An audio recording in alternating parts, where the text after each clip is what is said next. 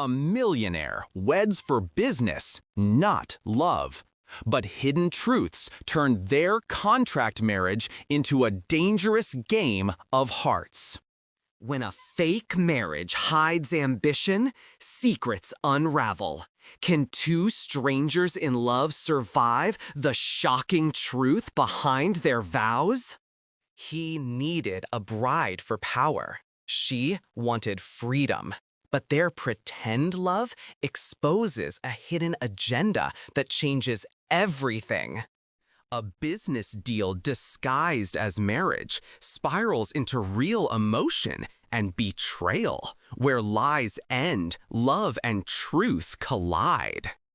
In the bustling city of Chicago, where towering glass skyscrapers lined the horizon and Lake Michigan shimmered under the golden glow of late afternoons, life, for most people, carried a familiar rhythm of deadlines, commutes, and weekend escapes. But for Lucas Bradford, that rhythm was different. Lucas wasn't just another man walking through the streets with a briefcase. He was a self-made millionaire, a polished figure who had climbed his way out of modest beginnings into the rarefied air of wealth and influence. His story had been written in glossy magazines, and his face had appeared on the covers of business journals. Yet what no one knew was that behind his poised smile and tailored suits, Lucas was plotting something deeply personal, a marriage that wasn't meant for love, but for business. Lucas grew up in a small town in Indiana. His father had been a factory worker, his mother a nurse, and money had always been tight. He was driven by ambition from a young age, working multiple jobs through college, eventually carving a space in the competitive world of real estate investment. By 35, he had amassed a fortune, but along with it came rivals, complicated partnerships, and high-stakes deals that demanded not just money, but trust. And trust, Lucas realized, was a currency even harder to come by than cash. His latest project, a luxury development along Chicago's waterfront, was poised to make headlines, but investors were skittish. They wanted stability, not just in numbers, but in image. And so, Lucas hatched a plan that would surprise even his closest allies. He would marry, not for love, not for family, but for optics, for business security, for the illusion of being the man investors wanted to believe in. The woman he chose was Claire Whitmore. Claire was everything Lucas needed her to be in public: beautiful, graceful, and connected. She came from an old Chicago family whose influence stretched across generations of politics and philanthropy. Though her own life had been less glamorous, working as an event planner, often in the shadows of her family's name, her presence beside Lucas promised legitimacy. To investors and to the media, she would symbolize trustworthiness, tradition, and stability. But behind closed doors, Lucas and Claire struck a deal. Their marriage would be contractual. She would stand beside him at galas and press conferences, smile for the cameras, and host dinners that exuded warmth and credibility. In return, she would receive financial security, freedom from her family's pressures, and an escape from the quiet struggles she rarely admitted to anyone. The arrangement began with whispers in dimly lit restaurants, then transitioned into formal conversations in Lucas's sleek office, where contracts were drafted and boundaries outlined. They agreed there would be no real intimacy, no entanglements of love. This was business, clear and simple. Yet as the days turned into weeks and preparations for their wedding filled their calendars, lines began to blur in subtle ways neither of them expected. Claire remembered standing in front of the mirror on their wedding day, her ivory dress shimmering under soft lighting, her hair pinned with elegant simplicity. She had told herself this was nothing more than a performance, a role she had agreed to play. Yet when she caught Lucas's eyes across the aisle, steady and unreadable, something flickered in her chest. Not love, not yet, but a recognition of a man who, like her, was navigating a life where appearances often outweighed truth. Their vows, though scripted, carried a weight she hadn't anticipated. For partnership, for trust, for the future, Lucas had whispered as he slid the ring onto her finger, a phrase they had agreed upon instead of traditional promises. To the guests, it sounded poetic. To them, it was a reminder of their contract. In the weeks after, Chicago's society pages buzzed with headlines about the glamorous couple. Photographs of Lucas and Claire attending charity galas, sipping champagne at art exhibitions, and walking hand in hand down Michigan Avenue painted a picture of bliss. Investors who once hesitated now leaned in, eager to be part of Lucas's projects. Business soared. Lucas's waterfront development broke ground with fanfare, and Claire, always poised, played her role flawlessly. Yet behind the polished images, tension simmered. Claire, who had agreed to a partnership free of emotion, found herself watching Lucas more closely than she meant to. The way he loosened his tie at night when the cameras were gone, the quiet sighs he gave when reading investor reports late into the evening, the rare but genuine smiles he reserved for moments away from the spotlight, all of it chipped away at the armor she had built around her heart. Lucas, too, began to notice shifts. Claire's laughter at dinner parties, though intended for others, had a way of catching him off guard. The gentle touch of her hand on his arm, meant for appearances, lingered longer than necessary.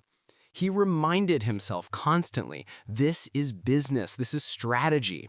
But late at night, lying in the master bedroom they shared but rarely used for more than sleeping, he found himself glancing at her silhouette against the moonlight and wondering if he had underestimated the cost of blending pretense with reality. Their carefully constructed facade began to show cracks when Claire's childhood friend Emily returned to Chicago. Emily had always been skeptical of Lucas, viewing him as ambitious to a fault. Over coffee one afternoon, Emily pressed Claire with questions. Are you really happy? Does he treat you the way you deserve? Claire brushed off the inquiries with rehearsed answers, but Emily's doubts planted seeds of her own. She began to question not just Lucas's motives, but her own willingness to play along with a life that wasn't entirely hers. Meanwhile, Lucas faced his own complications. One of his competitors, a ruthless developer named Richard Hale, started digging into his personal life. Richard suspected the marriage was a front and hired private investigators to unearth proof. For Lucas, the threat was more than just business rivalry. It was exposure that could unravel everything he had worked for. The possibility of being outed for orchestrating a fake marriage loomed over him like a storm cloud, threatening both his empire and the fragile partnership he had with Claire. As the tension escalated, so did the emotional undercurrents between Lucas and Claire. One evening, after a particularly stressful board meeting where rumors about his personal life were whispered behind closed doors, Lucas returned home to find Claire waiting in the kitchen, 2 glasses of wine already poured. "You don't have to carry it all alone," she told him softly, her eyes searching his. For the first time, Lucas allowed himself to lower his guard. They talked for hours that night about their pasts, their fears, and the weight of expectations that had shaped them. It wasn't love, not yet, but it was connection, raw and unfiltered, and it scared them both. But as their bond deepened, so too did the risks. Richard Hale wasn't giving up, and Emily wasn't staying silent. The world outside their walls threatened to dismantle the illusion they had built, and deep down, both Lucas and Claire knew that pretending could only last so long before the truth demanded to be faced. But neither of them knew was that the truth would be far more complicated and far more dangerous than either had imagined. Lucas Bradford had always believed that control was his greatest asset. In business, he managed risks with precision, calculated moves with the confidence of a chess master, and anticipated the steps of his rivals long before they could strike. But as the days with Claire stretched into months, he realized that control was slipping from his hands in ways he hadn't predicted. His marriage, once a clean contract, was evolving into something that neither of them could fully define. The whispers in business circles about his relationship had quieted for now, but Richard Hale's shadow loomed larger with each passing week, and Lucas couldn't ignore the feeling that exposure was just around the corner. Claire, meanwhile, was navigating her own quiet storm. Though she had entered the arrangement with eyes wide open, her heart had begun to betray her intentions. The small moments she shared with Lucas, catching him staring at the skyline with an expression of longing, sharing late-night conversations where his voice softened into honesty, were weaving themselves into her. She hadn't expected to care, but she did. And caring, she realized, could be dangerous. When Emily confronted her again, this time with a stack of tabloid clippings and murmurs of an investigative journalist snooky into Lucas's past, Claire felt torn. If this marriage is real, then fight for it. But if it's not, Claire, you need to know before he drags you down with him. Claire's silence was answer enough. She didn't yet know where the line between real and pretend had vanished. Richard Hale, cunning as ever, grew more relentless. His investigators unearthed timelines, dissected photographs, and probed into Claire's background. They noted the lack of traditional courtship between her and Lucas, the abruptness of their engagement, the rehearsed tone of their interviews. To Richard, this was gold. He prepared to leak the story to the press, not just to embarrass Lucas, but to destabilize his entire empire. One night, Lucas received an anonymous email with photographs attached. Grainy shots of him and Claire looking distant in private moments, paired with captions suggesting theirs was nothing but a sham. His jaw clenched as he realized Richard had enough to ignite suspicion, even if not yet definitive proof. He knew he had to act fast, but this time, his decisions couldn't just be about business. Claire's reputation, her family name, and even her fragile trust in him were at stake. When Lucas told Claire about the threat, he expected her to panic, to demand they dissolve the marriage or retreat from the public eye. Instead, she surprised him. "If we run, we confirm everything," she said, her voice steady, though her hands trembled slightly. "But if we stand together, if we make this look real in ways that no one can deny, then Richard's whispers will sound like jealousy, not truth." Her courage caught him off guard. For the first time, she wasn't just his partner in name. She was a strategist beside him, willing to risk the fallout. That night, they decided to strengthen their illusion, not with staged photographs or rehearsed interviews, but by intertwining their lives more convincingly. They would travel together, host intimate dinners, let their guard down in front of carefully chosen confidants. And slowly, the boundaries of pretense blurred even more. Their first real test came during a high-profile charity gala in New York, where cameras followed their every move. Lucas, dressed in a sleek black tuxedo, escorted Claire in a midnight blue gown that shimmered under chandeliers. As they entered, he leaned closer than he ever had in public, whispering a joke that made her laugh genuinely.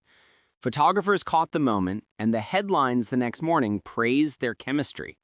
For the first time, Lucas didn't have to remind himself to act, because the warmth he showed Claire wasn't a mask, it was real. And that frightened him more than Richard Hale's threats. But real emotions also meant vulnerability. Lucas found himself protective of Claire in ways he couldn't explain, stepping in when gossip columnists pried too deeply, or when investors made sly comments about her role in his life. Claire, in turn, softened in his presence, letting her guard drop, showing glimpses of her childhood dreams and insecurities. She told him about her longing to escape the shadow of her family's legacy, about her fears of being seen as just another Whitmore trying to coast on influence, Lucas listened, truly listened. And for the first time in years, he felt something stir in him that had nothing to do with profit or reputation. He wanted to be more than her business partner. He wanted to be her safe place. Their fragile progress, however, was tested when the journalist Richard had courted published an expose. The article hinted at a transactional marriage, citing unnamed sources and suspicious timelines. Though it lacked hard evidence, the insinuations were enough to trigger murmurs among investors and friends. Claire's family called her in fury, demanding explanations, warning her that her reputation was at risk. Lucas's board members convened emergency meetings, questioning whether his personal decisions could derail their projects. The walls were closing in. For Lucas, the article was more than an inconvenience. It was a direct attack on the empire he had built. But for Claire, it was personal. She hadn't asked for this spotlight, and now her name was being dragged into scandals she never imagined. One evening, after hours of damage control calls, Lucas found Claire sitting alone in their living room, the glow of the fireplace reflecting in her eyes. "Is it worth it?" she asked quietly. "This marriage, this fight, all of it?" Lucas wanted to give her a rehearsed answer, something polished and calculated. But he couldn't. He sat beside her, taking her hand gently. "It started as business," he admitted, "but somewhere along the way, it became more. You became more." Claire searched his face, looking for sincerity, and for the first time, she believed him. Her heart, already leaning toward him, tumbled fully into dangerous territory. What had once been pretend was now frighteningly real. The days that followed were a whirlwind. Lucas and Claire doubled down on their appearances, not as actors, but as a couple who had decided to face the storm together. They attended family events, traveled publicly, and even allowed glimpses of vulnerability to be seen. To the world, it looked like a marriage tested but strong. And slowly, the tide turned. Investors regained confidence, society gossip shifted, and Richard's accusations began to look like the desperate attempts of a rival. But Richard wasn't done. In a final act of sabotage, he confronted Claire privately, slipping her documents that allegedly revealed Lucas's original plan, emails and notes that outlined their marriage as nothing more than a contract. "He's been using you," Richard hissed, his smirk dripping with satisfaction. "He never loved you. You're just a pawn in his empire." The words hit Claire like ice water. She knew about the contract, of course. She had signed it. But seeing the cold calculations in writing, the way Lucas had reduced their union to a strategic maneuver, reopened wounds she thought had healed. When Claire confronted Lucas, her voice shook with anger and heartbreak. "Tell me it's not true," she demanded. Lucas, caught between honesty and desperation, admitted the truth, that yes, it had begun as strategy, that yes, he had orchestrated it for business, but he also insisted that everything had changed, that what he felt for her now was no longer part of a plan. "You're not just a partner in business anymore, Claire. You're the one thing I can't control, and I don't want to." But Claire, raw with betrayal, walked away, unsure if she could ever separate the lies from the truth. Weeks passed in silence between them. Claire moved into her own apartment temporarily, trying to piece together her feelings. Lucas threw himself into work, but his heart wasn't in it. Investors noticed his distraction, friends whispered about the separation, and for the first time, Lucas felt the emptiness of winning battles without her by his side. It was Emily, surprisingly, who bridged the gap. She visited Claire, reminding her that while the marriage started with a hidden agenda, people can change. "Ask yourself this," Emily said gently. "Are you hurt because he used you, or because you love him now?" The answer was obvious, even if Claire wasn't ready to admit it aloud. Lucas, on the other hand, knew he had to make a choice. He could continue building his empire alone, protecting his pride, or he could risk everything to prove to Claire that his feelings were real. He chose the latter. At the groundbreaking ceremony of his completed waterfront development, in front of cameras and dignitaries, Lucas stepped onto the stage and abandoned his prepared speech. Instead, he spoke from the heart.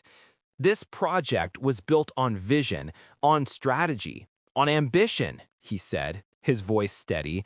But none of it matters without truth. And the truth is, the person who made me realize that is Claire.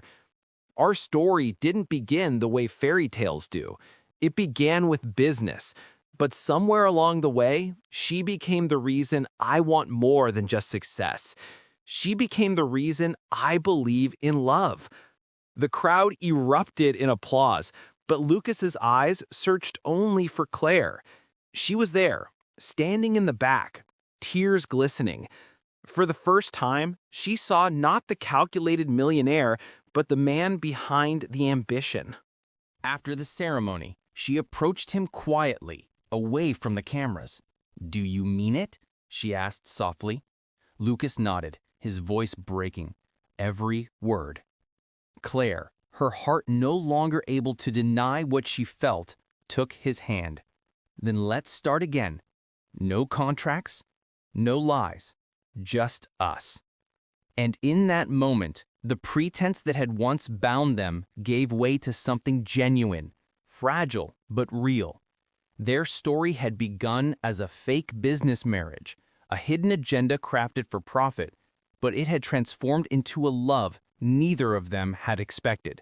It was imperfect, built on shaky foundations, but like the skyscrapers Lucas had built, it reached toward the sky with hope. In the end, Richard Hale's schemes crumbled under the weight of his obsession. Investors rallied behind Lucas and Claire, and the couple who had once been a calculated illusion became the very picture of authenticity. Their marriage, once a transaction, became a testament to the unpredictable power of love. And as Lucas held Claire close on the balcony of their new home overlooking the city lights, he whispered, "For partnership, for trust, for the future, but this time, for love." Claire smiled, knowing that the shocking truth of their hidden agenda had led them to the one thing neither of them could have planned for. Like, share, and subscribe for more stories that reveal the secrets, twists, and emotional journeys hidden behind every facade.